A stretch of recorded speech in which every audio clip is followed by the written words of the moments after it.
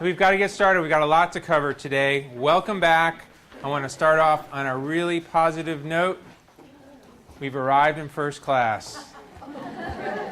The long-standing noise, heat, carpet, the maze of the basement, that period's over.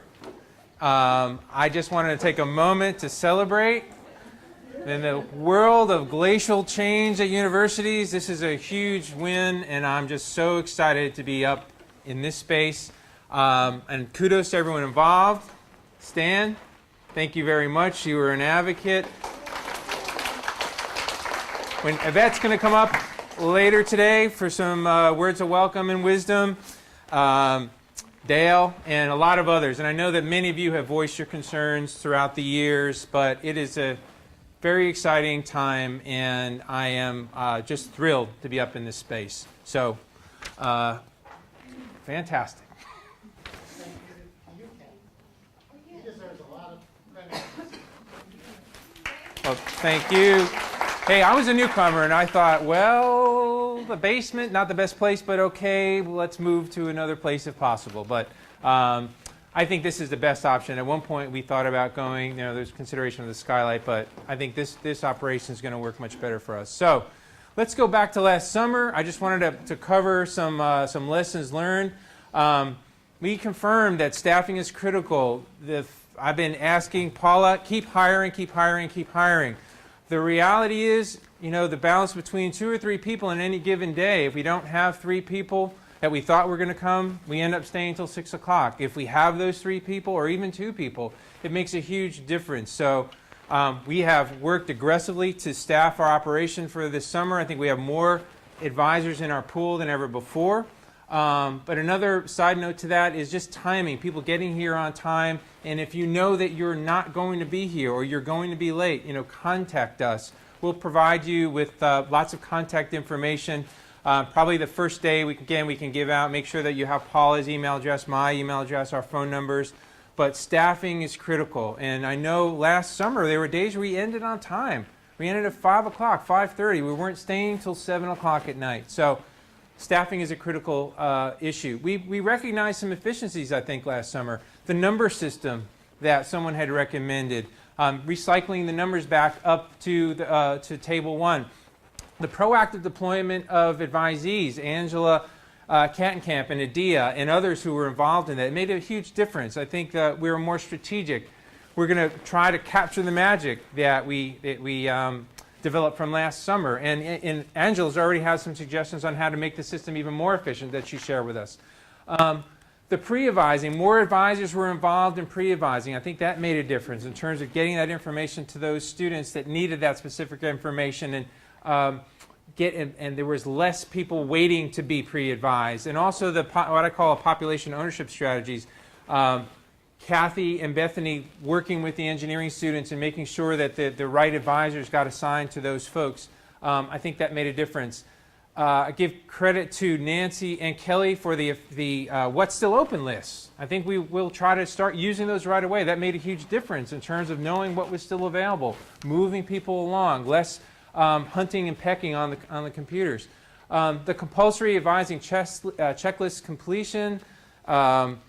I know that Michelle Bolger and I have talked about this on many occasions, how valuable that information is after the fact. Who advised the student, what was discussed, what recommendations, warnings, all of that.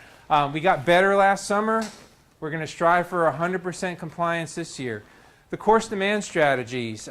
People were vocal last summer. You were talking about it in our morning meetings. What's open, what's not open. Is there a particular course that we need to address right away?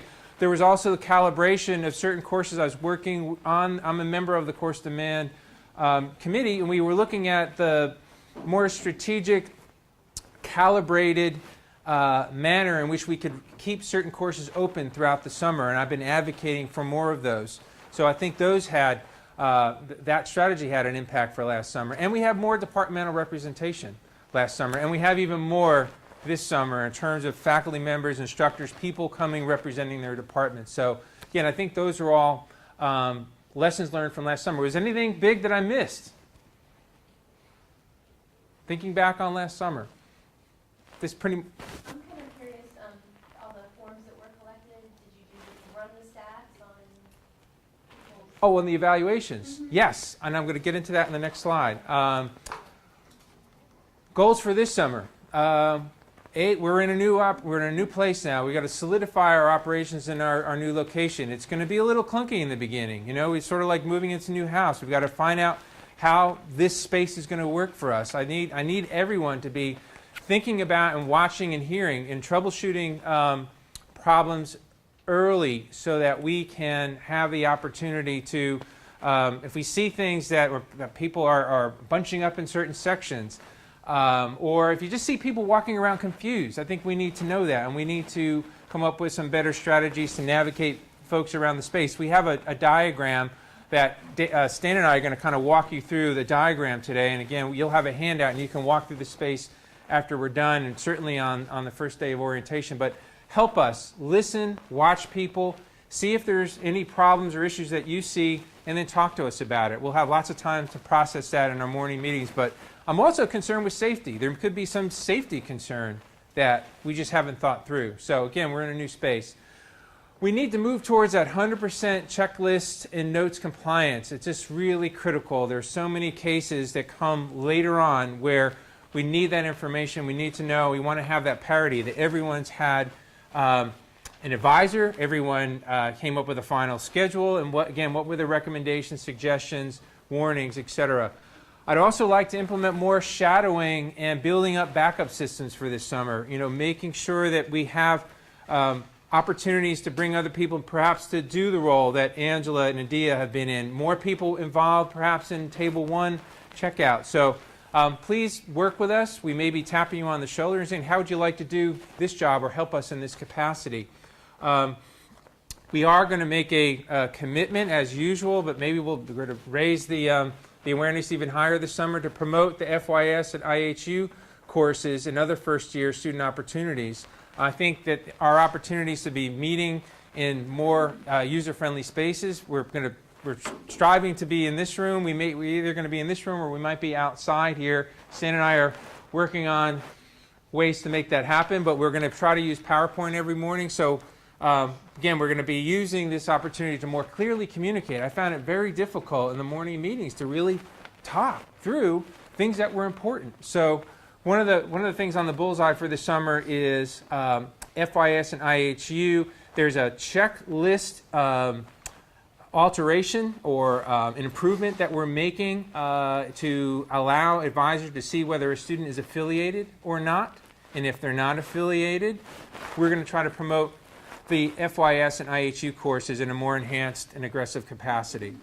And I'll profile that on the first day of orientation advising. Mike Friedman's going to be here again, and we're going to walk through that document. I wanted to secure learning outcomes for evaluation. Back to your question, Karen. Last year, once again, we collected over 3,400 evaluations. And those 3 questions, you know, your advisor, your overall advising experience, and your schedule, we were 4+ in all those categories. But I think now it's like, okay, we're doing a pretty good job. What are people learning? So I want to add a learning outcomes question to the evaluation so that we can assess that also.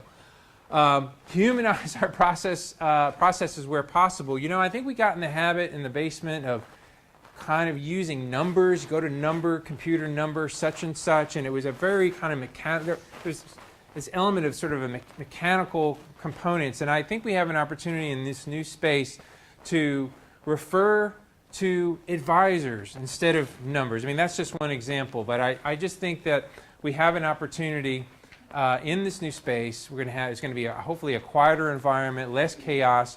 Let's think through when, instead of calling something a mechanical name or making some type of numeric reference, let's talk about advisors. We're all advisors here, and let's try to humanize our processes where possible. And finally, and again, I think last summer folks were great at indicating to me and to others on the management staff, hey, we've got someone that's ready to walk out of orientation or they're having major problems. I think we want to maintain that. There's an expectation that before someone leaves out of sheer frustration that they're going to have a chance to talk with me or another advisor or a member of the advising staff so that we can find out what's happened. Maybe it's appropriate that person, this isn't the right time for them to leave. But often when we sit down and talk and kind of revisit the issue, there's other solutions or other ways that we can approach things. So that's one of my goals for this summer. So Stan, do you want to come up and we'll take folks through kind of a virtual tour of the space. I think you all have a handout.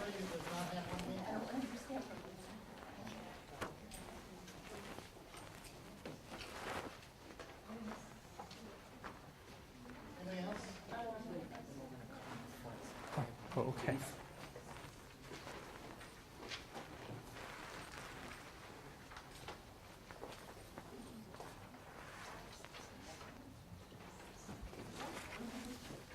So just to get your bearings straight, I'll use a little pointer here. Thanks, Stan, for this great tool. This is the elevators here, okay, when we came up. And I'll just kind of take you through a quick cursory review of the sort of overall elements and the flow of what we're expecting at this point. But again, we're expecting students to come up on the elevators, and then they're going to be brought back to this section here, the round tables. We're going to have round tables set up. And there's a great distinction here because people at the round tables will be people who have not been advised, who are waiting to be deployed out to academic advisors.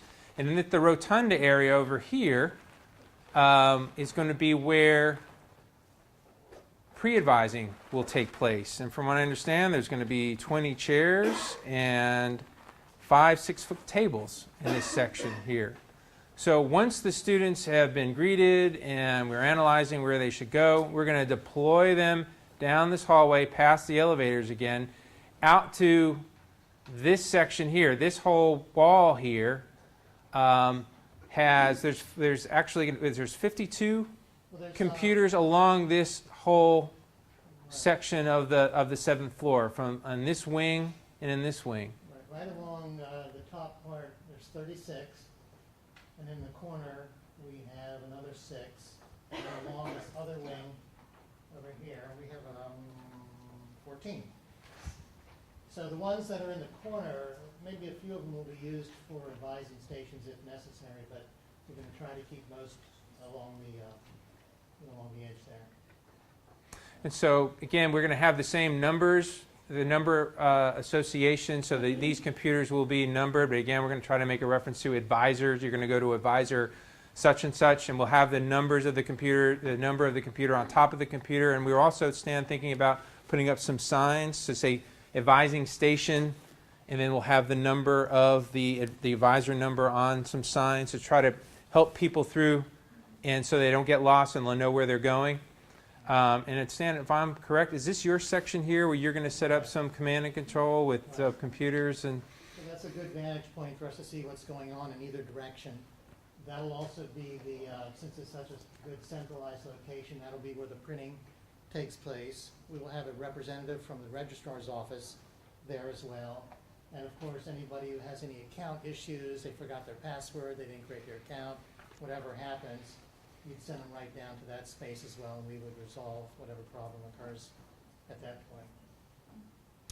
so the idea is they're going to be advised by advisors in these sections here and these 2 wings, and then down here is where table 1 will be, the checkout section. Okay, and after the students check out, one thing we're concerned about, there's a door right here, and we're worried that people will just sort of check out and take off. So we're going to have to kind of manage them. I've already talked to Rebecca Porter about this morning. I said, we're really going to have to monitor that. But the idea is once they check out, they'll actually go back and then sit in these seats over here. And this is going to be set up theater style. And I believe there's going to be about 40 chairs here. And I think what's great about this is we're going to know the difference between people who haven't been advised, people who have been advised. And then from here, the OPAs will be taking them back out to the elevators to then leave. So that's a kind of a general overview of how we see the space. And Stan, are there any other comments that you'd like to make? One thing you're going to notice is that the tables are actually smaller, but the good news is that they're spread out more. So you have people, trying to cram their way in. So that's always been a big problem. You can barely fit through in the way it was in the basement.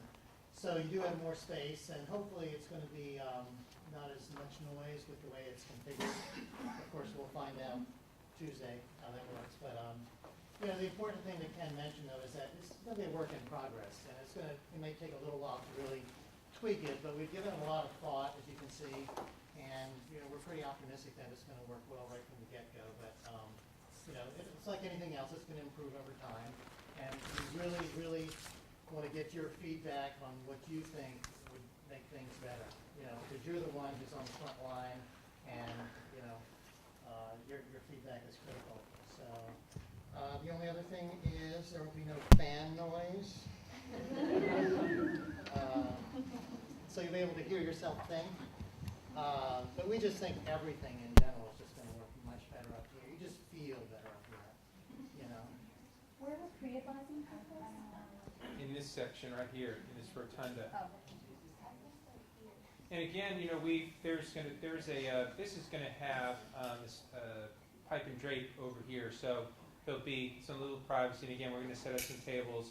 So again, the first few days, we kind of have to feel out how does this space work, and where are there tie-ups, and where are there issues for us to address, where we might be able to, again, move some tables, change some chairs, work on signage. So please just be extra conscientious in the first few days about where you see problems or issues arising. We welcome the feedback. I do want to take the opportunity to introduce some of the tech support people who are going to be helping you. Abe Arcio in the pink polo shirt. He is the IT specialist for enrollment management full-time. And then we have our 3 student workers, two of whom just graduated, but they'll be here for a little while longer. And that's Eddie on the right-hand side and Richard on the left. And then we have Chris, who's a junior, so we've got him for a little while longer. So you'll see all of our faces, most likely in that corner, but we'll be around.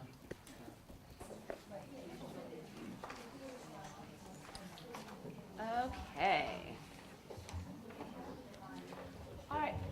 Well, as you guys know, Paula sent an email out asking you guys what did you want in your training, recognizing that you're returners. Some of you, I feel like it's kind of a reunion every time we get together.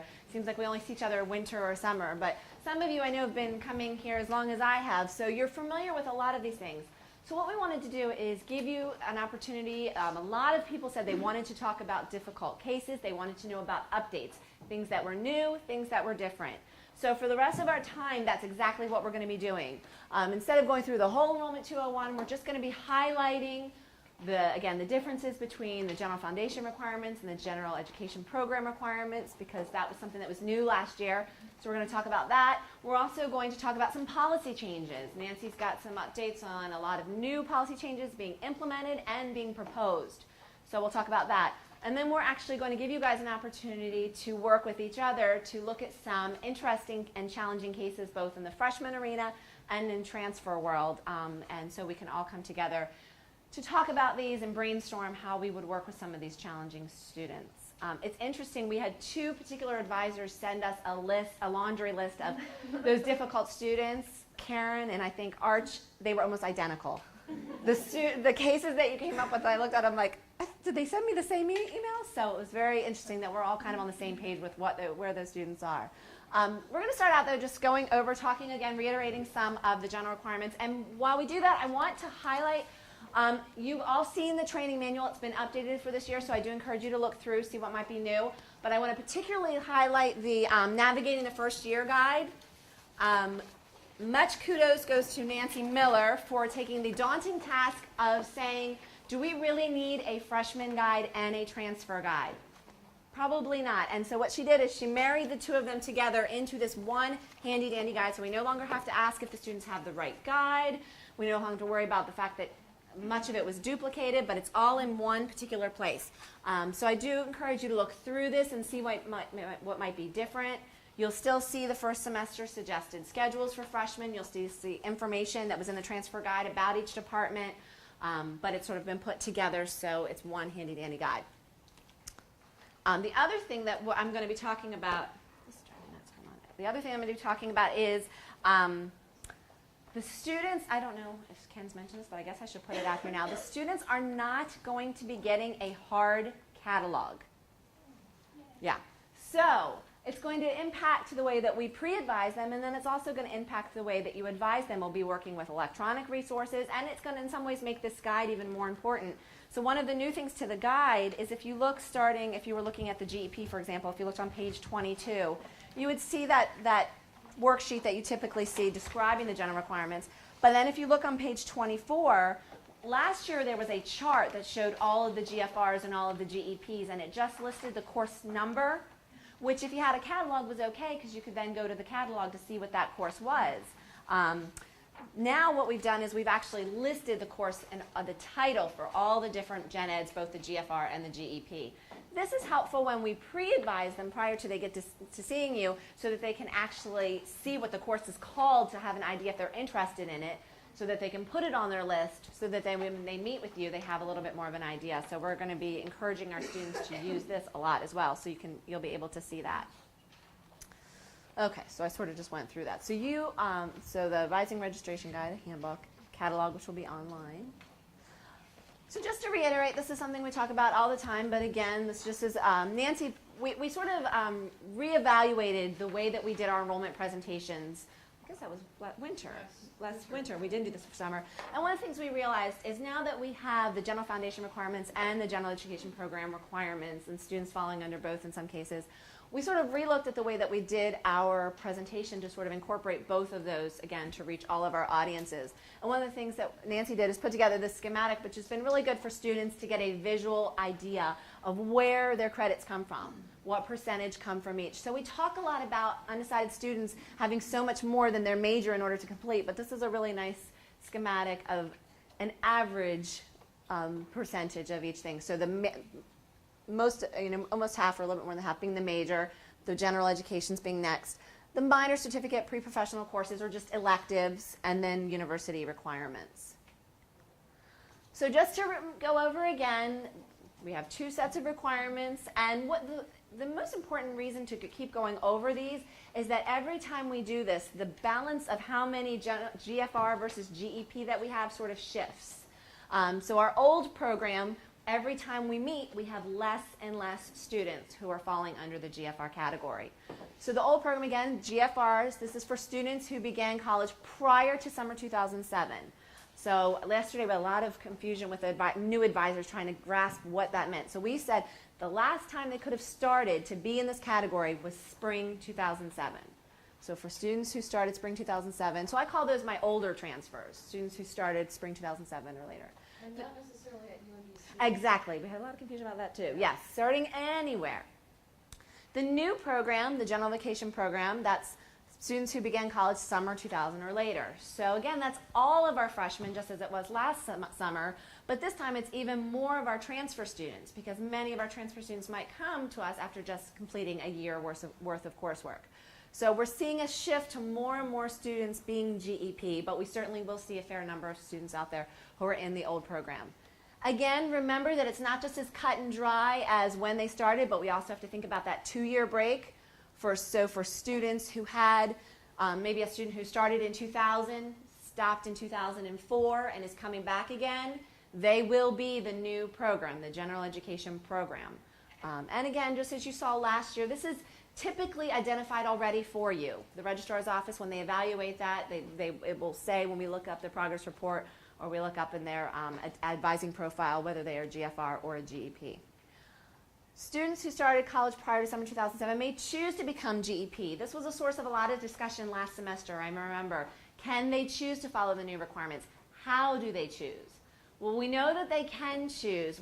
There's not been a formalized process on how we do it. So what we have learned in our advising role and what we're translating over to orientation advising is if a student indicates to you that they are interested in pursuing the new requirements and you ascertain that it looks like it would be in their interest to do that, that you just make a note in their advising notes and that we will follow up on that.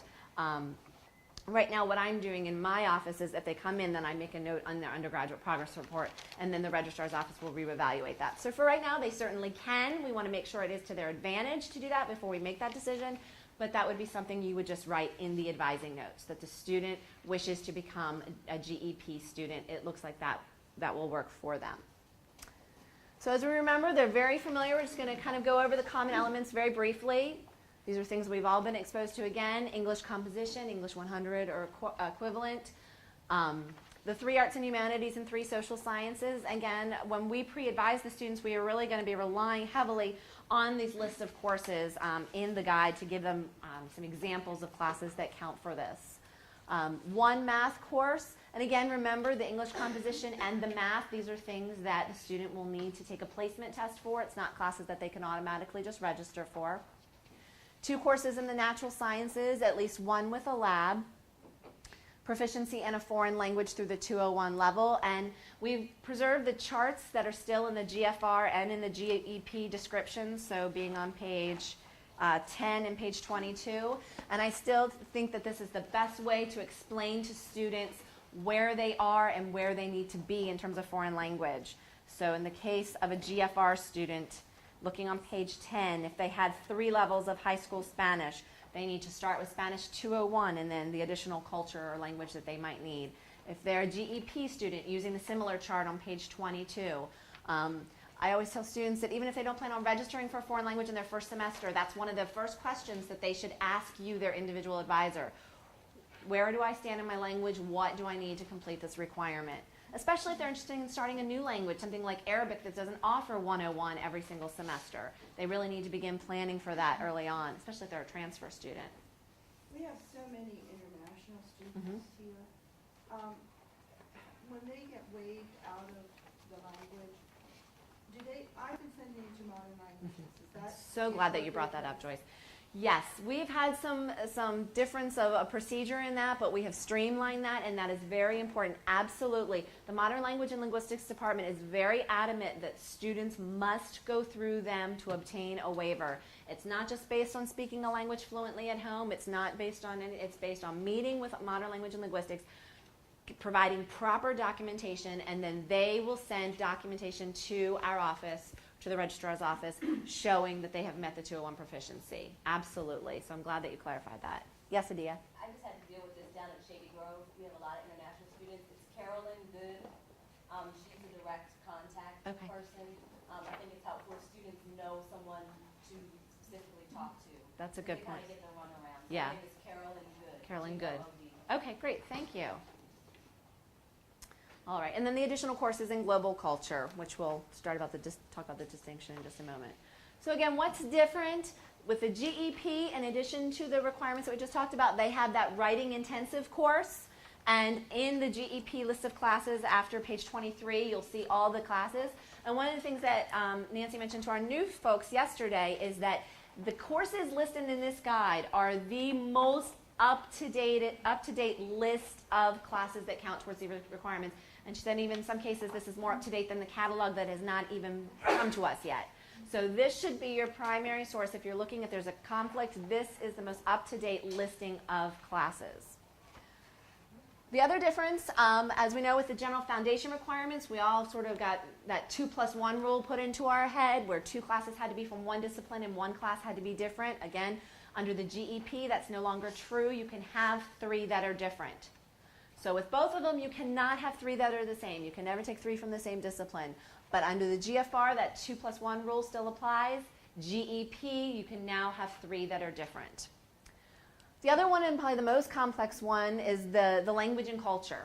Under the general foundation requirements, and this is again why that chart is so important. Under the general foundation requirements, you had to worry about the 201 proficiency, but you then had to look at how that additional culture played in. And depending on the number of classes it took you to get to the 201, that would depend on the number of additional language culture classes that you need, again, from page 10. The GEP tries to simplify it by saying the 201 language proficiency is one requirement, and then the culture requirement is separate. 2 cultures if you're pursuing a BA, 1 culture if you're pursuing a BS. So that's where, again, when you're working with a student, it really is important that you're looking at the right list of general requirements. If you have a GEP student in front of you, have the GEP list in front of you. If you have a GFR student, have that in front of you. That way you can make sure that you're crossing off the correct classes for these different areas. University requirements, these are all things that have been the same. 2 PEs, you need at least 120 academic credits, last 30 credits UMBC. 45 upper level credits. We're going to be talking about upper level credits under our new policy changes in a moment. GPA from UMBC 2.0, remembering that that's just from UMBC classes. So if a transfer student is transferring, we'll take the credits, but not the classes. All right, I'm going to just skip the main thing placement that I wanted to just mention is that, again, this is based on courses that they might have completed elsewhere. If they're a transfer student, it's based on AP, International Baccalaureate, CLEP scores, placement tests if applicable in math and English, and then foreign language based on previous experience.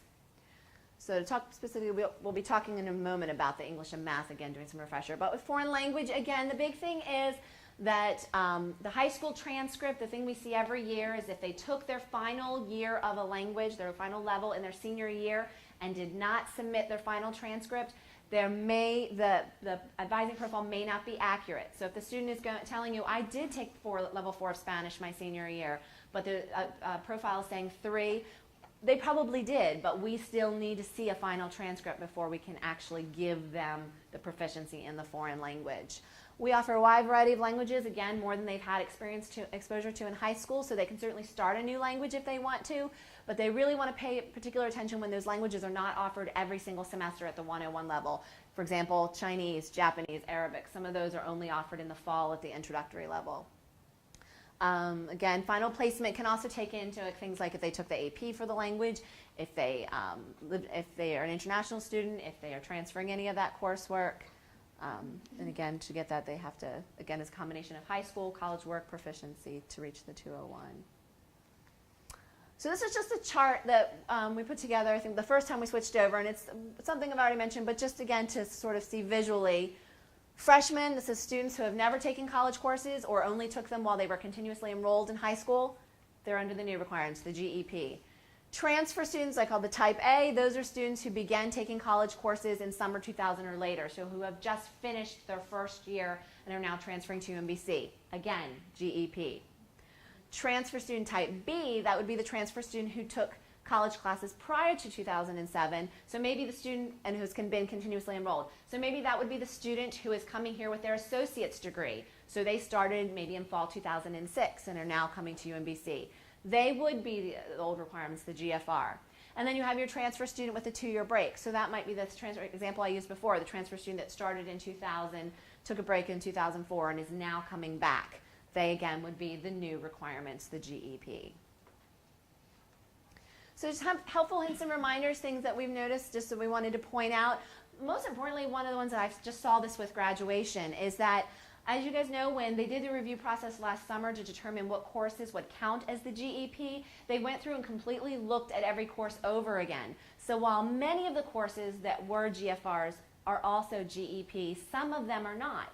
And on the flip side, some of them that were given designations as GEPs were not when they were GFRs. So an example of this is I saw Physics 101 when I was just processing graduation. That was considered a science GFR. It is not considered a science GEP.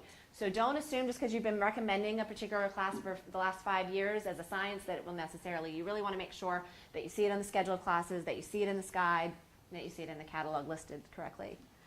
I already mentioned students can change from GFR to GEP. Right now, we're just writing that in advising notes as a way of making record of that. You cannot go backwards. So you can't say, oh, I don't want to do that writing intensive. Can I go be a GFR? It doesn't work that way. Foreign language, again, at the 201 level is the same. That requirement is not changed for GFR to the GEP. But the global cultures requirement has changed. And the main way that it has changed is that with the GFR, again, if you were placed into Spanish 102, that Spanish 102 could be used as one of your additional language culture. In the GEP, they're completely separate. So again, it's reaching proficiency and however long it takes for you to the 201 is one requirement. And then you still need either 1 or 2 culture depending on whether you're the BS or the BA. So that's kind of important to know. Let's see. And then the only new requirement under the GEP, again, is the writing intensive course. And the writing intensive course, that grows over time. The list that we gave you last year, it was half the list that we have this year. Again, every semester. The idea is that eventually there will be at least one course in every discipline. I'm going to turn it over to Nancy now to talk to you about some of the policies that are going into effect and some of the ones that we're proposing. Some of you've been on the committees involved in this and know it even better than I do. Just make sure everyone is aware of these. The transfer of upper level credits policy that's actually been approved and is going into effect this fall has to do with the situation where a person, a student takes a course at a community college, let's say organic chemistry. It's a 200 level course there. It transfers into UMBC as equivalent to our 300 level course. In the past, that did not count as an upper level credit. Under the new policy, that will count as an upper level credit. Okay? It sounds like a fine point, but it's really not. It's been in effect. Is it the department's discretion, or is it, so if we say class counts for, if a class 100 or 200, whatever, from a community college transfers in, As a direct equivalent to a 300 or 400 level course, it will count with the 45 upper level credits. Now, is this counting for GEP only, or is it GEP and GFR students both have that count for them? All students. All students. Any questions on that one? It's me. Would this apply within departments as well? So that a student who took, for instance, a 200 level technical writing course would get credit for having taken a 300 level technical writing course? You say Right, no, that's only if your department has articulated within ArcSys that it's a direct equivalent. So if it has a generic English 2 star equivalent, it's not going to become upper level unless you say so.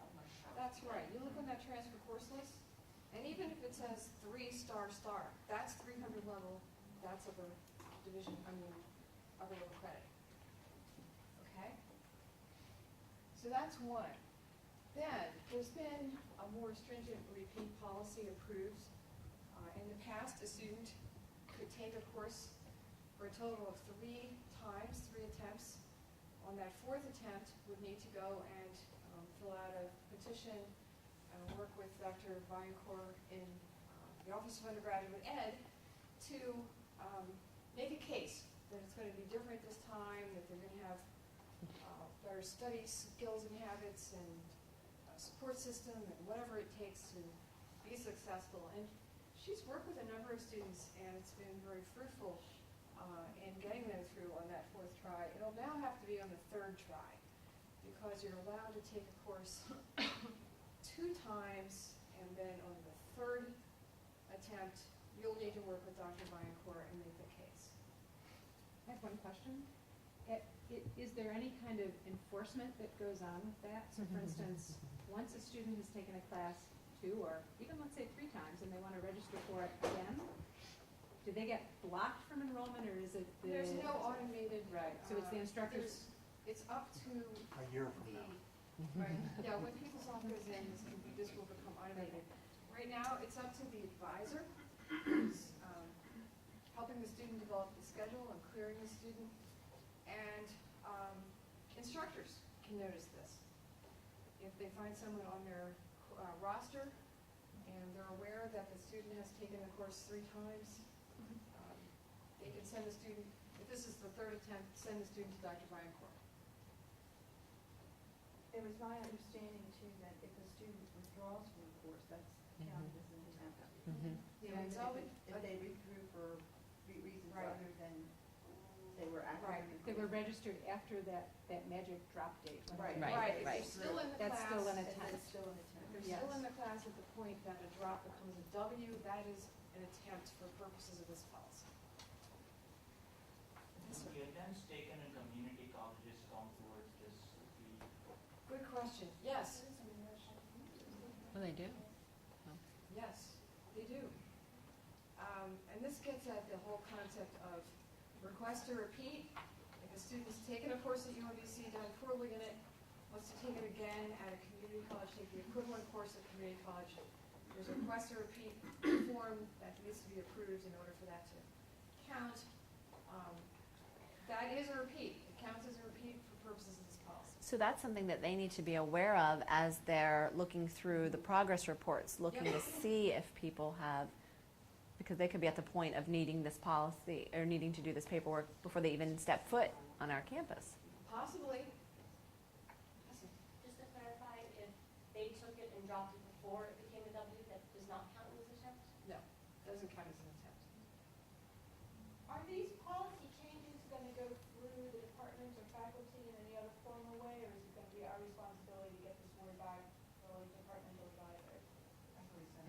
It's already been, They're approved, okay? Is your point, is the word gonna be promulgated more widely, or? Yes.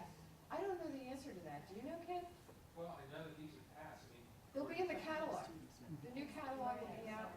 But Nancy, David, to answer your question, I would say yes, why don't you take it upon yourself? Well, I know our department doesn't know, so I didn't know if it was gonna be somehow widely publicized. It will be in the new catalog. These were approved in time to go into the new catalog, which is imminent. When's it gonna be? They'll have them next week. Right, and it will be available online as well, I assume. That's correct. And all the orientation bodies, you all will be given paper copies. Decision made that students will not be receiving a copy. They will have, there's an interactive version of the new catalog that will be available on the website. And they will also have the opportunity to buy the catalog in the bookstore. But we will all be issued as advisors paper copies for orientation purposes. And I just checked with that. And Dave Daniels, they're hoping to get the catalogs in today or tomorrow, and hopefully we'll be able to give them to advisors. We start on Tuesday. Louise? In terms of the departments, it might be helpful, at least the faculty I know probably won't go online and read the entire catalog. Just a thought, but maybe you could come up with like a one-page sheet of these are the changes in this catalog, including like this policy, because that's probably going to be more helpful for them. That's a good suggestion. I'm not sure whose job it is, but it's a good suggestion. Someone should do it. And just so you know, in departments, this has been, these that are approved have gone through the faculty senates. They've been reported and discussed numerous times at undergraduate program director meetings. So whoever is your undergraduate That's a good program point. director in your department should have this information and should be bringing it back to the larger department. So they may need people to help you compile a few things that might need to go out as an email or something like that. So his, I don't mind compiling, I just want it to be reported. Right, exactly. so Michelle actually brings up a good point. How about, Our returning students, have they been informed about these policies changes yet? Or when I send out the email to the students that say, you're attempting this class for the third time, you need to talk to Dr. Biancourt, is that going to be the first time you've heard about this change? quite likely, those of you who've been here for a long time, I've only been here 3 years in this capacity. Do students get informed about policy changes that affect them and academic regulations? Is there any? This has not been brought to the since it's being sneaked into the upcoming catalog, so, and honestly, so if you don't tell the students, no, there hasn't been a broadcast to let them know. Yeah. Okay. The third one, the incomplete grading policy has been clarified. I cannot recite chapter and verse on this one. It mainly pertains to how instructors are meant to use the incomplete. What's the circumstance where an incomplete is appropriate? Does it need to be initiated by the student, et cetera, et cetera, et cetera? And for those of you who are interested in that, we can get you the full chapter and verse on it, but I just wanted to note it as a third policy area that had been changed, and there'll be new verbiage in the catalog about it. Policy is still under active review. The policy work group that Teresa Biancourt put together is continuing to meet monthly, and we're really sort of stuck with probation, suspension, and dismissal. We've made some progress in finding some areas of common ground and some things that we all agree need to be new and different in a new policy, but we haven't really come to a full conclusion on it yet. One of the complicating factors here, and this has nothing to do with orientation advising, it's just you're all seasoned advisors and will be interested in this. One of the complexities here is that we need to develop a policy that can actually be implemented under PeopleSoft. PeopleSoft can't really do our current policy, so we're going to have to rethink this anyway, so let's make it something that's more workable, works better for students, and is more streamlined than what we have now. The graduation and walking policy, who gets to walk in graduation even if they haven't technically finished every single element of their program. This is being looked at with several goals in mind, and there pretty well new changes in this. So if you care about this issue, learn more about it and weigh in. Any more questions or thoughts on this? Thanks.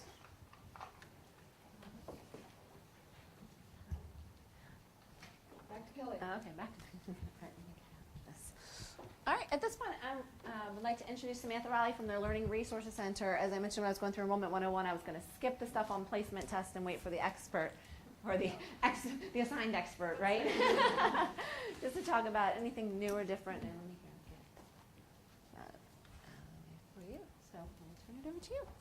Hi, so Sam Riley, I'm acting coordinator again this summer of placement testing, and so I'm the, I guess, expert for the university.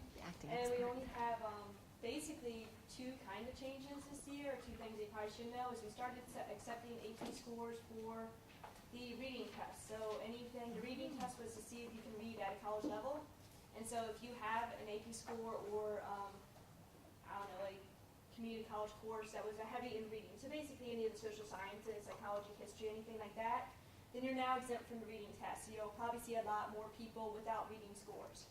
That's probably fine. They probably have an AP exemption, which is fine.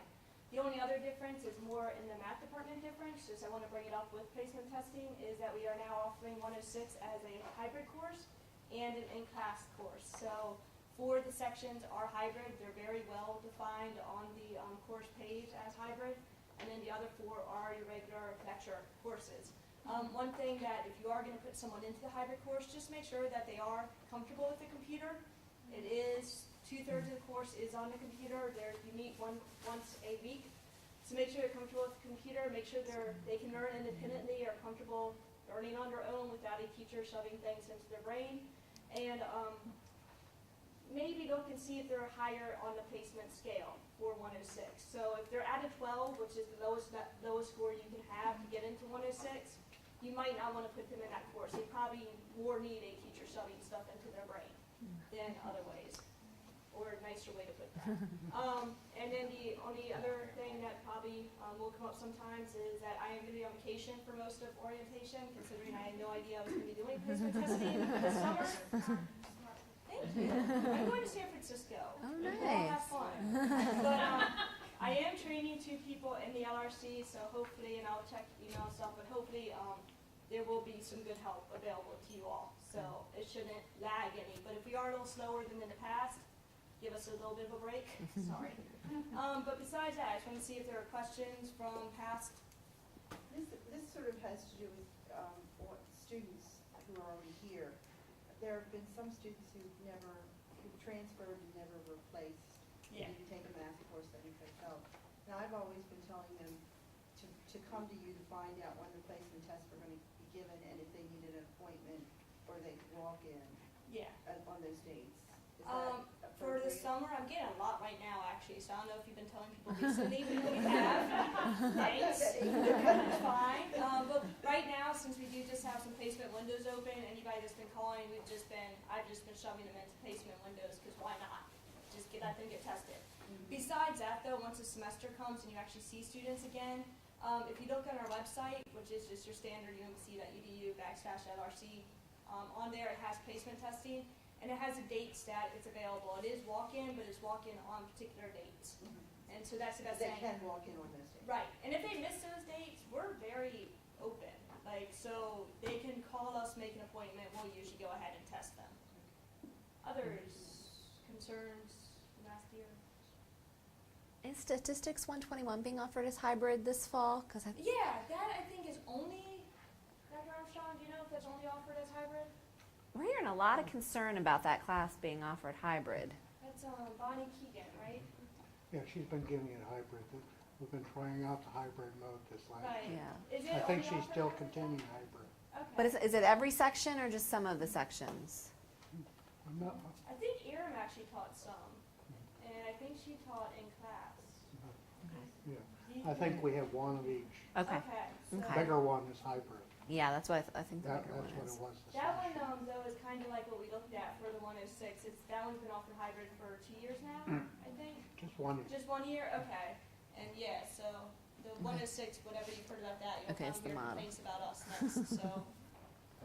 But I think your point is right, it's a specific kind of student that would do well in that versus. And that's what we're trying to do. We're trying to Right. get the students that maybe are lower placements into the in-class, so we have more time to spend with students who need our help more than instead of spending them on students that are just there and talking with their friends. Oh, I was just gonna comment, so all my students have to take Stat 351, and that was hybrid for the last year as well, Oh, two okay. sections of each, and, you know, I did talk to them in advance to see their comfort level, but the students that took the hybrid class were really pleased. I mean, good. Okay. Of course, they're IS students. Anything else? Last thing I just want to bring up then is you're going to see, especially because we're having a cohort that's closing down on Tuesday, cohort meaning, because we do it online. And so they have a week to do it once you're online. You have a cohort closing down this Tuesday, and we have a new cohort opening up this Tuesday and closing down next Tuesday. So those two, as soon as they finish the math and as soon as they finish the reading, I can get their scores into the system where you can see them. The English, we need 3 English professors to read them and then place them. So that usually is a turnaround of about 3 to 5 days. And so I'm going to have a list at, I don't know where the front is this time, but I'll have a list We'll help you with that. and it's going to have the people who just took the placement test. So if they're complaining, oh my gosh, I took it a week ago. Yeah, they might have, but we only just got it to the English professor at the end of the cohort, and they're grading it now. So they might not have English scores, even though they took the placement test. But there will be a list up front, so you don't have to call me as much and can just check the list and see why they don't have a score. Not that I don't appreciate y'all's calls. Anything else? That was easy. Good. Very Thank good. you. Thank you. All right.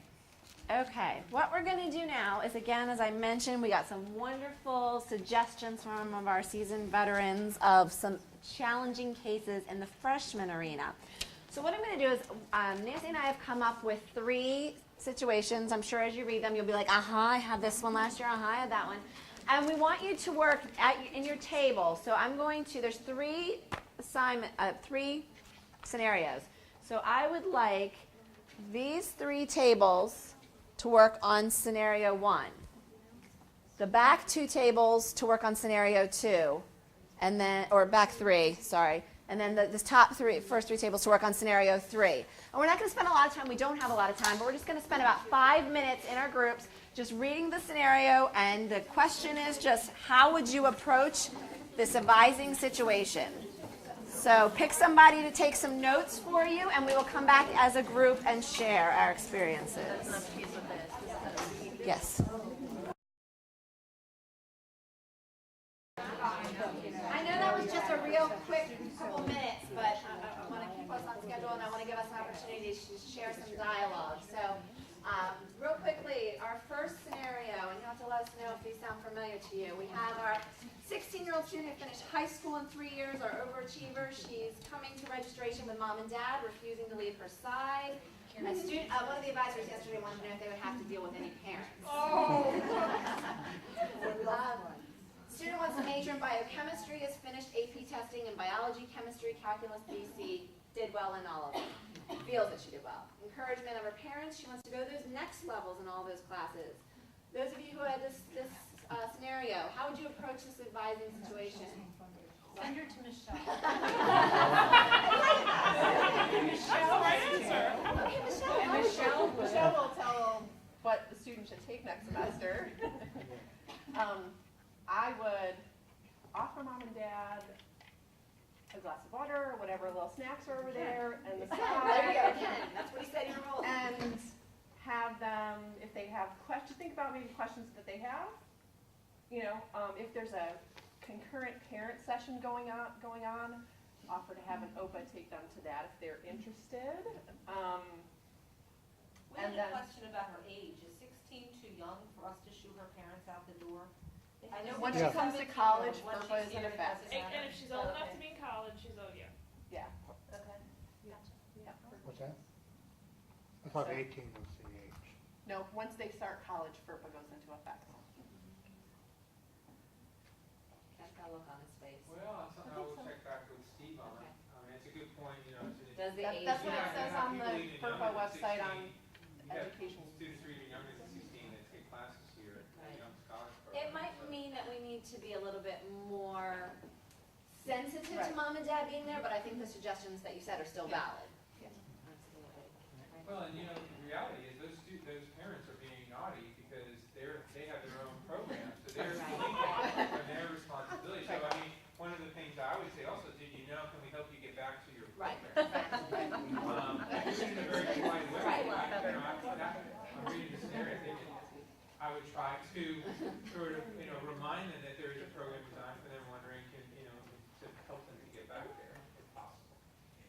Other things, how would you approach this? We've got the overachiever. She wants to go, what do we know about taking 2 sciences and a math in your first semester of freshman year? Very bad. Would you say what? Very bad. Okay, so how might we explain to her that that might not be the best approach? Ask her what her favorite subjects are. Does she like biology better than chemistry? Is math a real area of interest? And maybe then direct her, say, well, we definitely want to get a math course into your schedule if that's what you really like, or we definitely want to get a chemistry. But maybe we don't need to do all 3 of you. You're so far ahead of everybody anyway. You don't really need to rush into every science. So praising the work that she did in the video. You can even throw in that it's the recommendation of the university's president that students not take. Yeah. I mean, and I think that would ease the parents' mind. Yes. Oh. This is true. Yes, Jill. I mean, if there would be a way to do it, I would certainly ask her if this is even what she wants to do. Yes. Because it's not clear from the scenario that this is what she wants to do. Exactly. It's under the encouragement of her parents. And frequently then, if you ask them what's their favorite course, they go theater. Yeah. Yes, mom and dad, Really Julie, often and what their parents are pushing them to do.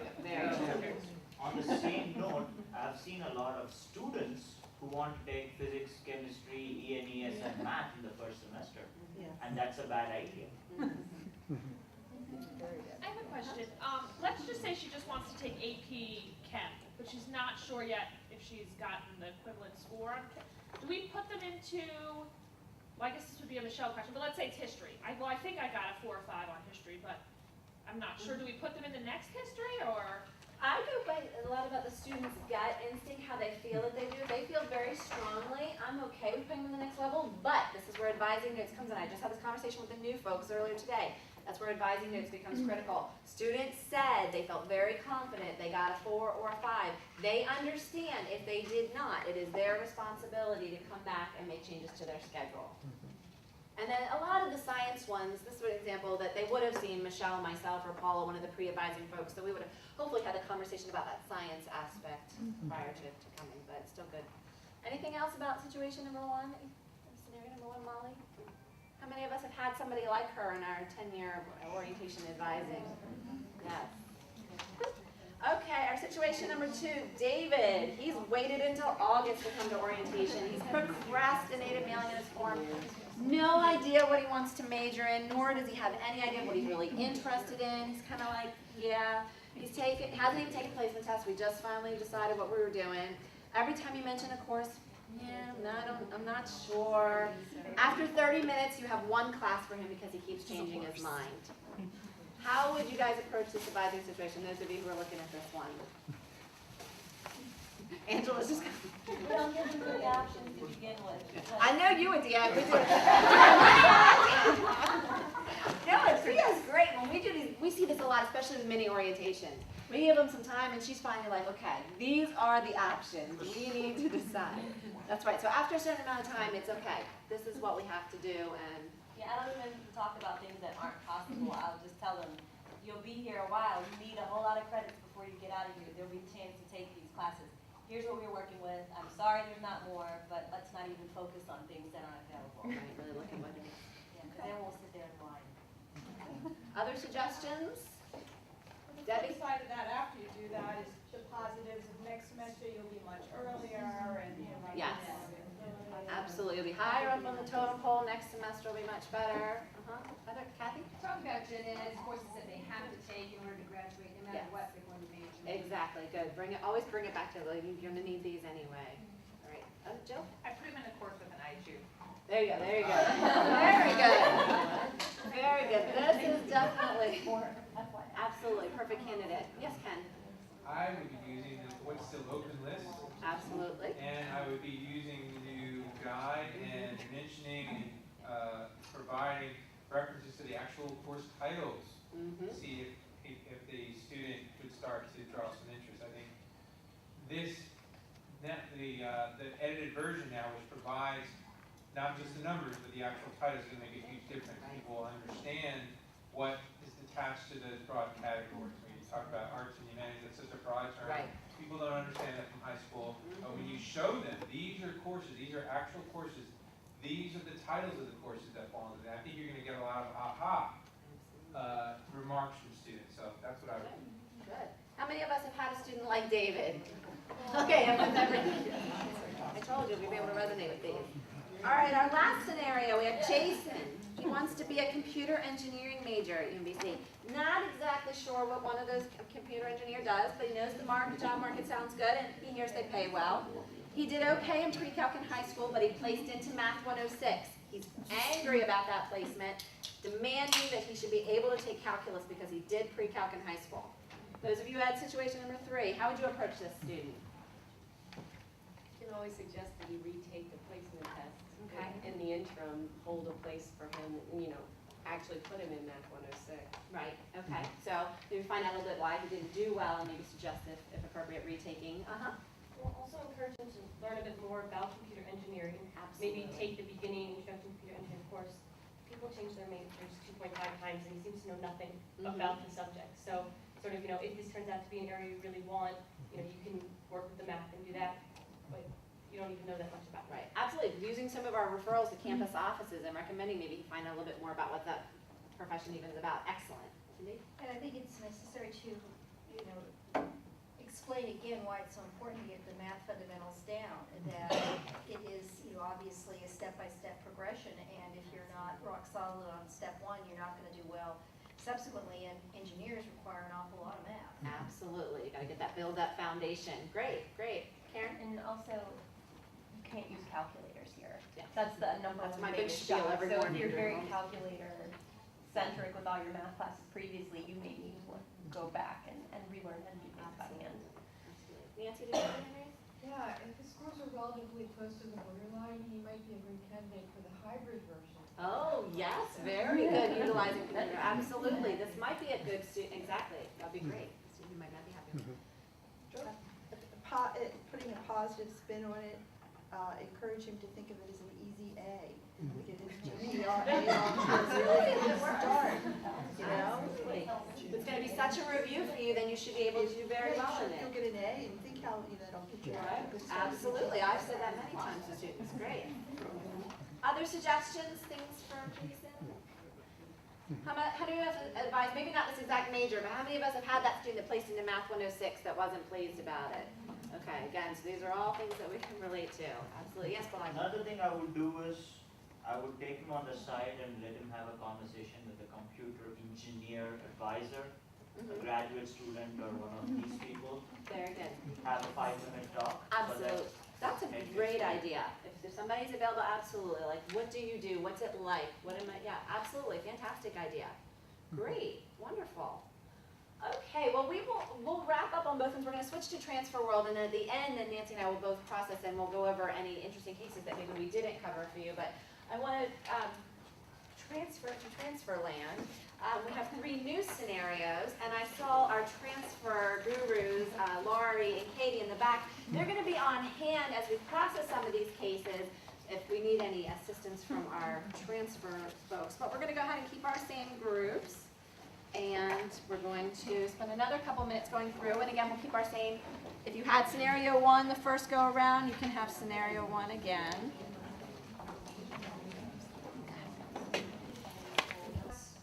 My boss, this is his boss. She wanted to greet you while she was here this afternoon. Go ahead. Wonderful. Good afternoon. Good. I'm really excited about being here today, and I just wanted to take just a minute just to say thank you for taking time out of your schedules to be with us there this summer. I do understand that everyone in the room is a veteran at this, so thank you. On top of that, thank you for coming back. I trust that you're back because you care about this and that you had a good experience and you see it as a valuable experience.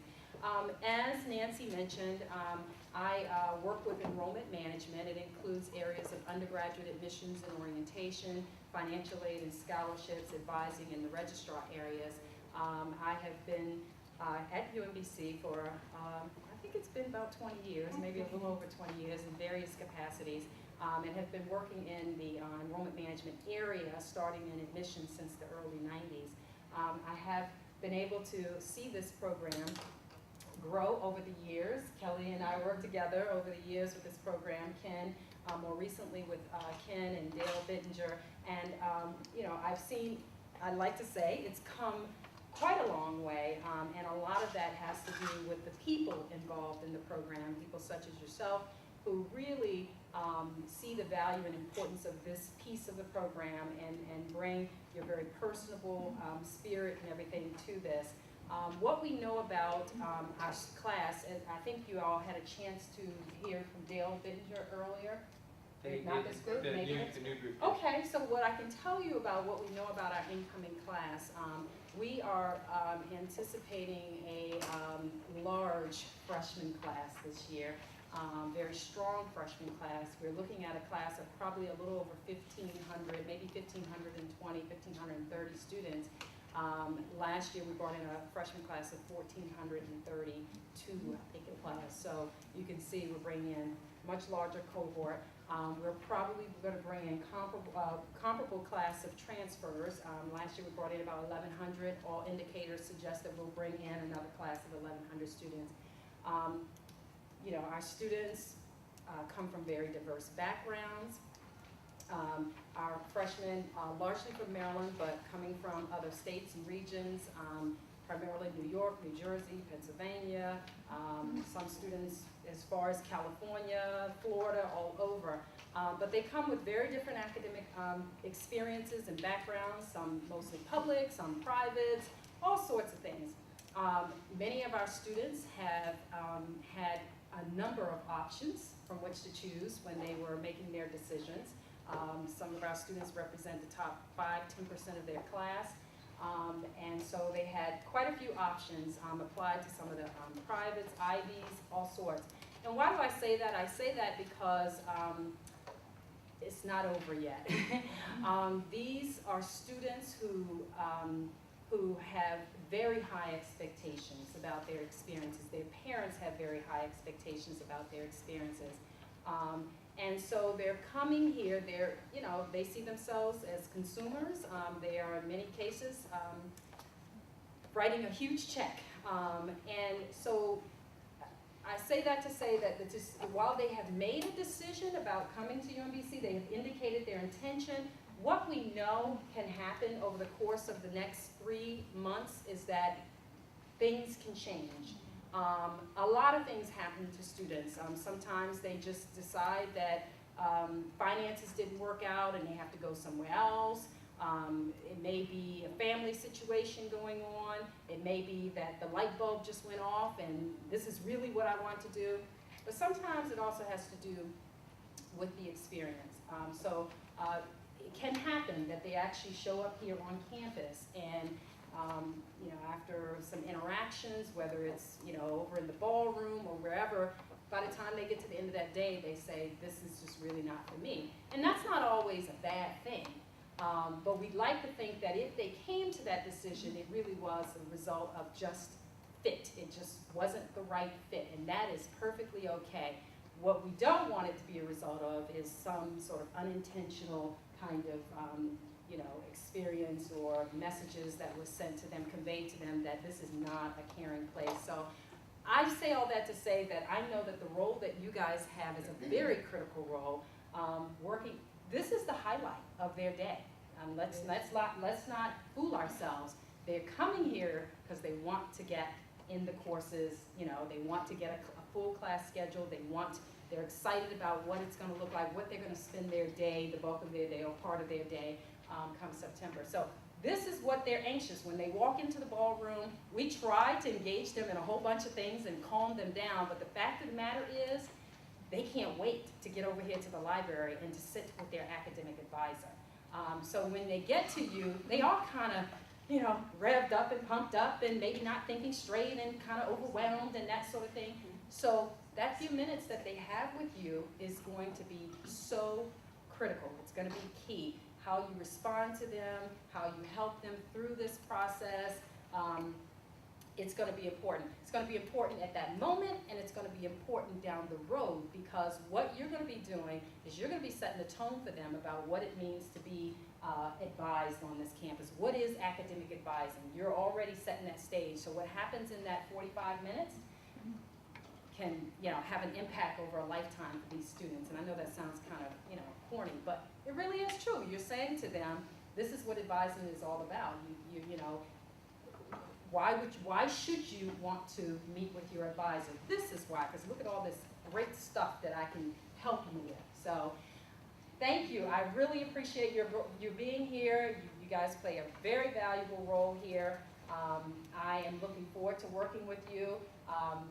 Ken, I will be out and about around orientation. I'll be stopping in periodically. I'm glad to say now that I'm not stopping in the basement, that we moved on up here. So, and if you have questions, if you have a student, a parent, or whatever that you're working with, and you're not quite sure how to, you know, assist them or respond to their needs, you know, we're here to help you with that, and I'm certainly here to be a resource as well. So please, please use me. So again, thank you so very much for committing yourselves to this, and enjoy your summer. It's going to be good. Thank you. Thank you. We're going to take another just couple of minutes, go back to our transfer scenarios, any last thoughts, and then we'll reconvene in about 2 minutes. Okay, we're going to go ahead and bring it back together. We'll have some time for some dialogue. It's not bad if it's quite fast. Right. So we moved into the transfer world. We've got 3 new situations, 3 new people. If I can have everybody's attention, please. Okay. So we're now in transfer world. We have 3 new situations. Our first, we have Sarah is transferring to UMBC from Anne Arundel Community College and has completed all of her GFRs but 1 course. She had planned to major in engineering, but she's just recently changed her mind, and we'll assume maybe a lot of her coursework from Anne Arundel was in that. She has no idea now what she wants to major in and is frustrated trying to find classes. Those of you who are looking at situation 1, how would you approach this student in this situation? I would recommend she look at interdisciplinary studies. We first wanted to know, well, why doesn't she like engineering anymore, and maybe what are some other areas she does like. With the focus on taking some 300 levels, she could just have SOCI 101 and be eligible to take some 300 levels if she was interested in that. Same with any of her other classes that she had to take for GFRs, kind of building on that and what she was interested in. Excellent, excellent. Other things?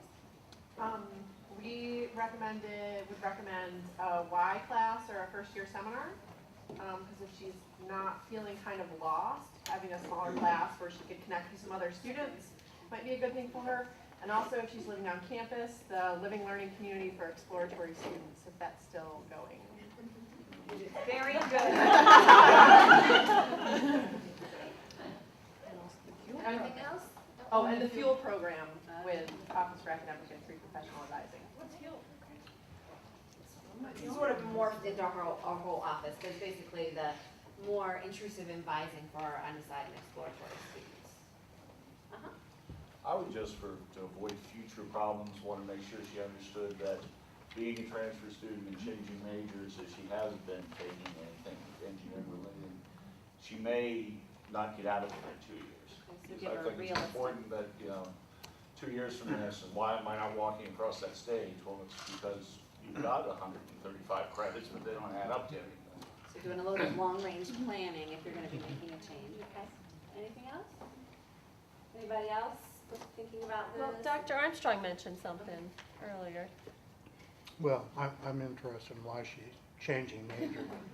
She's just finding engineering drudgery, or because she's still interested in science. Okay. If she's still interested in science, the 2 years that she's already spent still lays open about half of our majors, okay, and is not slowing her down. Right. But she might she might go into computer science That's a very good or point. physics or So chemistry. in doing some engineering courses, she also had to do some math, some science, so there might be something else you could pull out of that. No, but if that's turning her off, then she is going to have a major.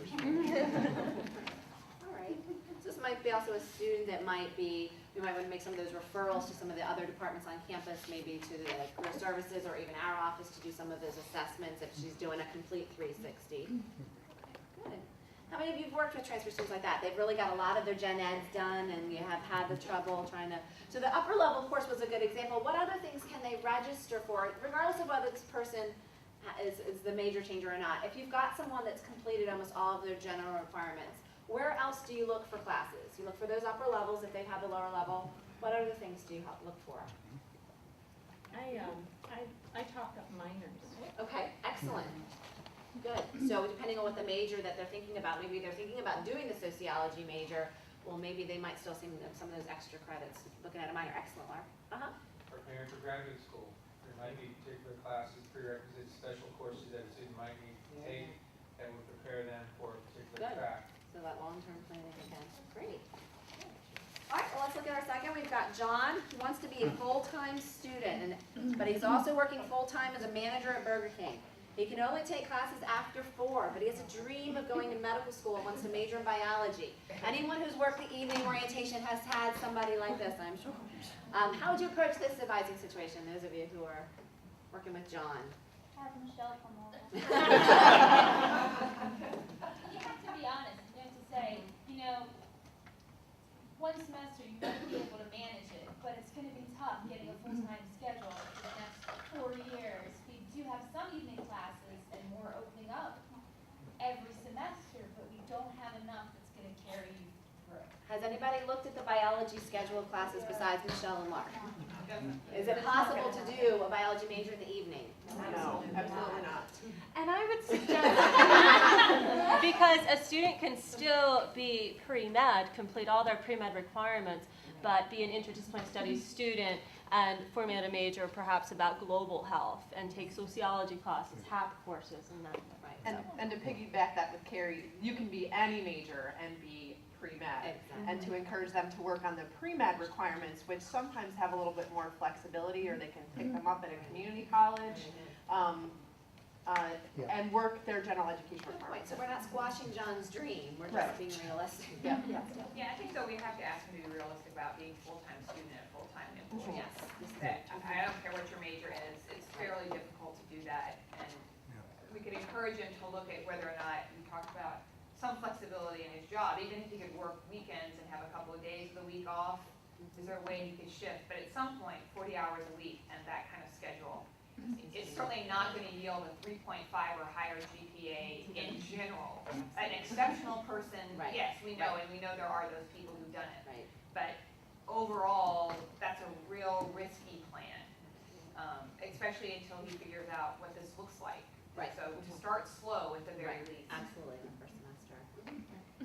When I have students like this who are working full-time and think they're going to go to school full-time, I have a talk with them about loans. And I think there's a, socioeconomic class. There's some people who are just really afraid of loans and they're going to earn absolutely every dollar. And that makes sense. Right. But I have a talk with them and say, this is an investment and you are going to take out some loans, but you're going to pay them Right. back because you're going to make more money. Right. And don't be afraid to do that. Right. So what it's like long-term, for the benefit of it long-term versus, yeah, absolutely. Other thoughts about John? Okay, in our last scenario, we've got Beth transferring from a small private school in Minnesota. She's probably the very first person to ever transfer to UMBC from this school. Many of her courses have been transferred in with that star, and she also has 6 classes that are labeled CD, some of which are in her major. Her most recent semester hasn't been evaluated yet, and she's got 80 credits of coursework from her previous school, and she doesn't want to take anything that she doesn't need. So she's got a lot of stars, a lot of CDs, some not evaluated. She's getting very frustrated because she wants to know what exact equivalent every single class is that she's transferring in right then and there. How would you approach the situation? Start off with the folks who looked at this one. Call Ken. Call Ken.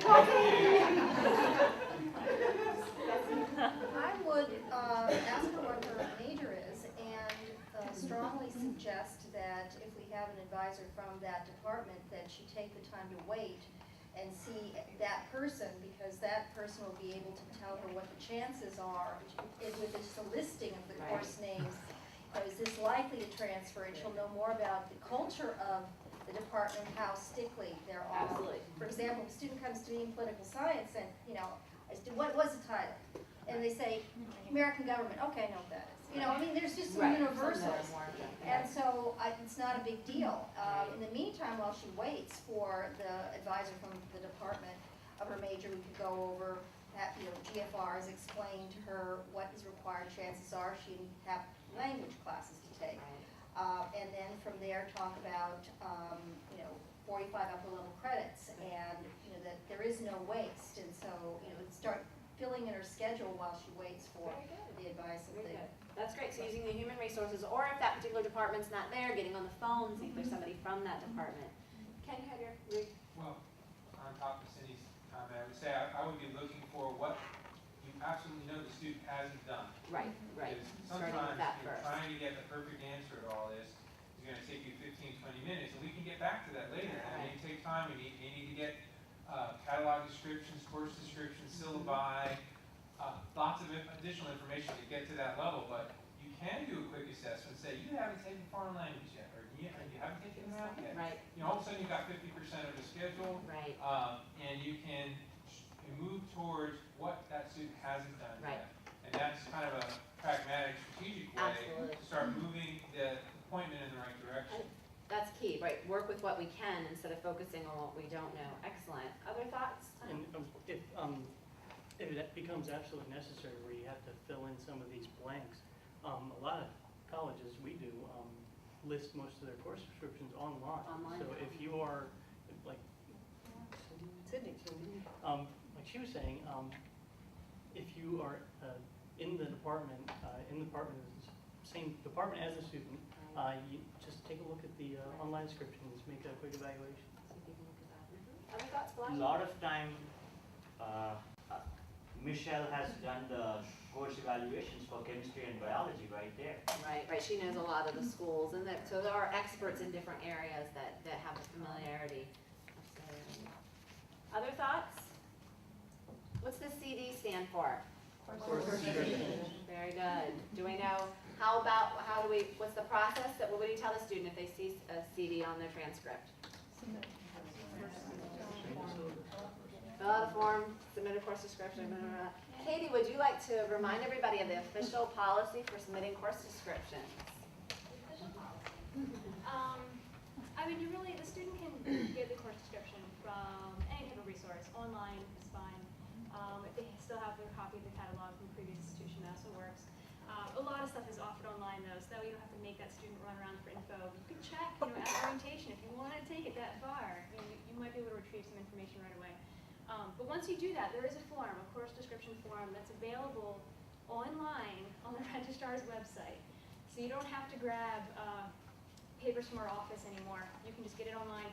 And what's really cool is that the form is interactive. So you can type in the form while you've brought it up and then print it out to attach with the course descriptions to submit to the registrar's office. But you'd want to submit it to the registrar's office, and then we'll take it from there. We log the information. And once we hear back from the academic department that description goes to, we email the student directly with the results and update the record. That's a good point that Katie meant, that might be, for some of you might not be aware, it's fairly new that many, if not all of the forms at the register, the verification of transferability, a lot of the forms that we use at orientation are available, and not available in print anymore, are available online, so we can print them right off when we're sitting with the student. Yes? Not all departments will accept merely a course description, ours in particular. We want much more detailed information, and so the best thing you can do is encourage the student not just to fill that out, but to get all the information that they can about the course as soon as possible to the department in question. And what department are you from? Biology. Biology.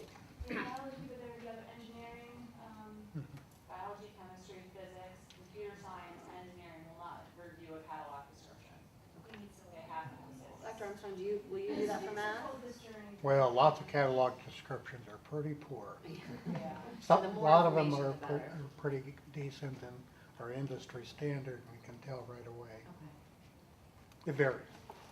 We do have times when the department comes back and says, we need more information, this isn't really any good. And I'll try and take a quick look at them when I get a course description. If I see the department's not gonna take this, I'll let the student know in advance. You better keep looking for some more background on this course. It can be a multi-step process before they actually get a decision.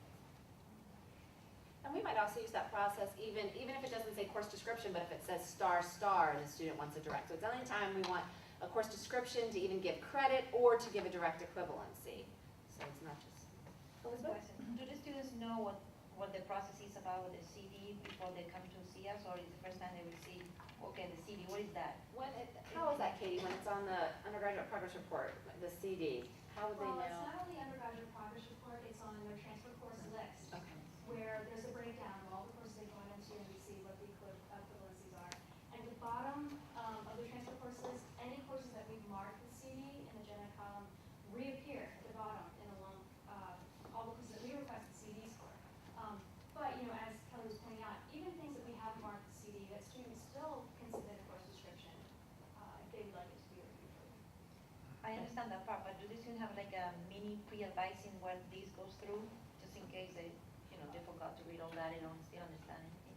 No, that would be something as you're talking to them, if you see on the transfer course list, they have course, that would be something you would want to mention to them. Right, They would have covered it all. It is an enrollment tool one. Is it not? Is it there? With an articulation. We talk about it in our presentation. Okay, articulation. Right. So once the students have done the enrollment presentation, they figure out what gen eds are and all that stuff, we come in as transfer evaluators and explain the transfer course list and go over, you might see CDs, and Right. this is what this means, and It's still a good idea they're talking just as we are in broad generality, so it's a good idea that when you're looking in front of the progress report, if you see that, to still, did you hear the presentation this morning where they talked about course descriptions? Are you familiar with that? Would you like me to go over that again with you? It's always a good idea to reiterate that. Other questions, thoughts about these scenarios, anything in the transfer credit land while we have our experts there? Questions there? I just have one question. If a student has an associate degree, say at Catonsville or someplace else, so in whatever, and then they transfer to UMBC after that 2-year degree, with the exception of their PE classes and their language requirement, are all of the other GFRs, so there's no guarantee that if you have an associate degree, your GFRs are taken care of? exactly. An associate's degree guarantees a student admission. It does not guarantee them a gen ed package when they get here. So we still go through and try to complete as many gen eds as possible, but the only exception is when a student, for whatever reason, has completed an associate's degree. They've done a lot of work before they got to UMBC, and we're filling in all those gen ed blanks, but they haven't filled in, like, how many is it? If there's more than four blanks. But it's certain things, you'll see, I've seen it about 5 times in 2 years. It's So it's very rare that you can come across a student that's missing so much stuff that we have to waive gen eds because they come in with the AA degree. So, You would already see it, we would already have approved that before, so you want, if you see that they need 6 gen eds, they need 6 gen eds. okay. Yeah, So go back and reiterate what you just said, like you've only seen 5 times something about waiving gen We can eds. only, if they have an associate's degree, there's a certain number of credit hours, but additional general education credit hours that a 4-year institution can require beyond what a 2-year general education package requires. Okay. I don't remember the specific numbers off the top of my head. It's like, it goes up to 32 credit hours for a 2-year degree, and then it goes up to like 46 credit hours for a 4-year degree. So there's a range, and depending on which institution it's coming from, depends on what the credit chain is. So that's why we can only require another 3 to 4 additional gen ed classes for a particular. Gotcha, so you will have checked off But someplace we will on that have already UPR. checked through that, and, Okay. like I said, it's rare that we actually, and if we have waived something because of that, it's going to come from the arts and humanities or the social sciences first. Yeah, We're okay. still gonna have them do the math, the English 100, the foreign language, we're not gonna take away that stuff. Okay, So, okay, cool. I think there's actually, Well, I can speak to my own department, that I think there's some rampant misconception that if you have an AA degree, GFRs are, except for language, yeah, like I've heard that from people who've been around for a really long time, so I know I need to go straighten that one out.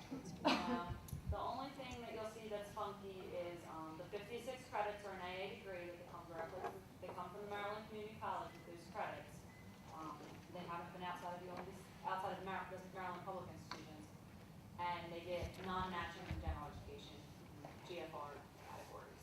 And we make those notations in the APR, so you know that we've made that exception. It'll say that we had to make that exception due to MF Gotcha. regulations. And the same goes with, like math 1 to 6, so using that for math gen ed, we have a notation we make there too, so you understand why we were able to apply math 1 to 6, things like that. We try to make as many notations as possible. Yeah, the new build screens for the GFR and the GEP are great in that they automatically put those, so we don't have to even input them ourselves. Any other questions? Miriam? Okay, well, we have a couple of announcements from some departments, and I apologize, I don't know by face, I know by name. Katie from social work. Oh, right from me, okay. Hi, everyone. Right inside your folder, you'll see a flyer. Social work. I just wanted to talk to you about just a little bit about what social work really is. Because if you have a student that's really undecided about what they want to major in, but they like working with people, they say, I want to help people, social work is one option. And there are a lot of misconceptions about the field of social work. One of the most common misperceptions is that social workers go into families' homes and remove children. That is a huge PR problem. Social work is so much more than that. Basically, the field of social work works from a strengths-based perspective. It works with client strengths in conjunction with the strengths and resources in the community, puts those together to help people work to their potential. So, this flyer basically talks a little bit about the numerous opportunities working with, all clients of all ages in every type of setting, includes a senior year field placement where they can apply what they've learned in class with an agency. And the good news about social work, which is one of the few majors that you can become licensed upon graduation and get a job as a professional social worker. So that is a plus. Any questions? Thank you. And Jill, did you want to mention? Also inside your binder, just on the inside, is a list of first-year seminar courses that have the IGs attached to them. You all are very familiar with this program. I'm not here to go into details about that. And except I would ask you to note how many new departments we have working with us this year. It's extraordinary. We have 24 sections of this course, of courses being offered that have the IHU attached with them. The two that I really, though, wanted to bring to your attention, on the very last sheet, you'll see that we have two courses that are being piloted specifically for transfers. IS 298T and Computer Science 291T. There are some co-requisite courses that go with these, but we have a subcommittee this year that actually sat down and really looked at the syllabus for IHU, created some changes to that syllabus, particularly focusing on transfers. We have staff excited about teaching. I was walking over here, and Steve Anderson, who's working with the IS department, was reading the book. He felt he needed to read the whole book before he did his planning. He's one of the staff members teaching the course. So we're hoping to provide these two courses, get some feedback from students. Have we really identified what transfers need the most? And then move forward with trying to be very intentional about providing them with sort of a first-year experience that's really about them and about their specific needs. So I just wanted to bring those two courses to your attention as well as the others that are available. Can you speak to repeating IHU courses? Just a brief statement. Like, so if a freshman does not do well in an IHU class, if a freshman does not do well in a course that carries an IHU, well, to date, it's been very difficult, if not next to impossible, to repeat that course because they weren't offered again until the following fall, which meant that student didn't have that option. Same thing's true for first-year seminars. If they take a first-year seminar and don't do well in it, and in some cases those are not offered for 2 years from then, there can be some challenges with that, and it is something that I think students need to understand. I do think there could be some options in terms of the IHU courses that as we move to offering these in the spring as well, which maybe would be still an option for science. Which we already have. I already have 4 or 5 departments that are already committed to this spring. There could be the opportunity that as this program grows that will be less of an issue. But currently, since we haven't had those offerings in the spring, it has been harder for students, if not impossible, to repeat those. Okay, and just to clarify, because Karen and I were having this conversation earlier, if a student, for instance, takes Science 100Y in the fall, their very first semester, and tanks and burns and gets an F, and then if they were to sign up for Science 100, which is only 3 credits at a later point in time, it will not replace it in their transcript. That F will never go away. It doesn't replace it. There's not some like magic transfer mojo that happens. No. Okay. Because they are separate. They're connected, but they're separate courses in the system. And so it's not going to pick that up as a repeat. So that's why I'm going to be working But for special case scenarios, Like biology 100. more like ergo the student that tanked and burned last fall, it might be possible for them to repeat it their sophomore year, Science 100Y again, if you think it would like really benefit them, or we could talk about it? We could talk about it. Okay. Technically, credit-wise, he's still a freshman.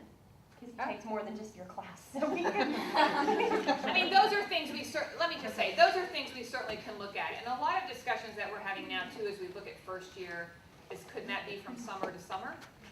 So that if there are some of these courses, because I know it's not always easy for departments to add additional courses in the regular semester or to add additional experiences, that if, as our summer bridge grows, we could include some of these offerings before they get here as a summer bridge, or even in the summer after their first semester when maybe they haven't done as well, and this is a course they could repeat, and then we're looking at all of those scenarios as the program develops. So any input you have about that, I would say to you, I would never want to defeat a student in any way because they took one of these courses. So if there's someone that we can really continue to help by letting them repeat it and there's a seat available, which is typically what I say to upper level students if they come to me and say, Jill, I want to repeat a first year seminar that's being offered, I didn't do well. Well, they have to fall behind the freshman. And then if the course fills to 20, then I would leave it up to the faculty member to say, look, I don't mind taking 21 or 22, and that's okay. And we'd have a discussion with that student about what it means to be a sophomore in a class with freshmen, and maybe what your new role is. Maybe it's sharing what you learned about not doing so well, and maybe it's, in a way, maybe it is being a mentor in that class and helping students understand what it means to not maybe reach your goals in the first year, and what does that mean? Or maybe not do as well as you really expected, and how to manage that. So I would be happy to work with anyone on issues like that. Thank you. Thank you, Jill. As we're wrapping it up, does anybody have any final questions that you want to ask while in the group, or any other announcements? Great breaking news from Jill. She let us know that there's one more approved writing intensive course, which is Poly 360, which is what course, Jill? Oh, I mean, you were, I don't remember. Cindy probably might know. Poly 360. That's a comparative political analysis. Yes, that was just approved. We would ask that you all, some of you, this is white, but most of you it's blue. It's your evaluation. We're constantly retooling and rethinking the information that we give you, and we'd appreciate all your feedback. You want to fill this out? Ken, any concluding words? I just wanted to say, for folks who are helping us on Tuesday, we'd like everyone to be here on the 7th floor. And I think people are going to get the habit of walking over to the basement, so turn around, get in the elevator, come up here at 10 a.m. Yeah, we'll just need to set some extra time we have one on a week. the first day to Then make sure. it's like Monday, Wednesday. I don't have Wednesday. At the end, Monday, Wednesday, Friday.